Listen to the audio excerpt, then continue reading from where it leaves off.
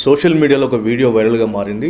ఆ వీడియో ఏంటంటే, చేతిలో కత్తితోటి పోలీస్ స్టేషన్ పోయి ఒక యువకుడు లొంగిపోయి, నేను ఒక మహిళను హత్య చేసిన, నేను తల మొండెం వేరు చేసి అక్కడ పడేసి వచ్చిన, కాబట్టి నేను లొంగిపోతానని చెప్పి ఆ కత్తితోటి పోలీస్ స్టేషన్కి వెళ్ళినటువంటి ఘటన తెలంగాణ రాష్ట్రంలో రాజన్న సిరిసిల్ల జిల్లాలో జరిగింది.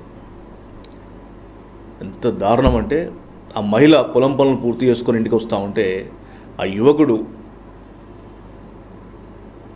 నాటు కొడవలతోటి అత్యంత కిరాతకంగా తల నరికి హత్య చేశాడు. చట్టాలంటే భయం ఉందా లేదా తెలియదు, మరి సినిమాల ప్రభావమో తెలియదు. మొత్తానికైతే ఏ భయం అయితే కనబడట్లే. నేనే చంపినా ఇక కత్తిడేస్తానని చెప్పి ఆడ కత్తేసాడు.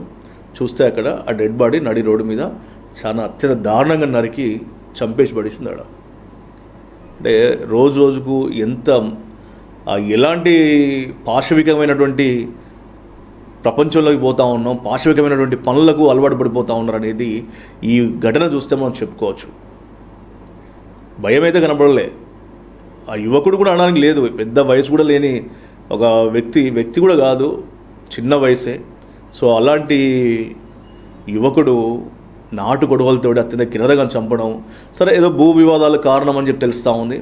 భూ వివాదాలు కారణమైనప్పటికీ కూడా ఒక మనిషి అతి కిరాతకంగా చంపడం అంటే అది ఎంత పాశవికంగా అంటే, మరి ఇప్పుడు ఉన్నటువంటి సోషల్ మీడియా కావచ్చు, సినిమాల ప్రభావం ఎక్కువగా గట్టిగానే ఉందని మాత్రం చెప్పుకోవచ్చు.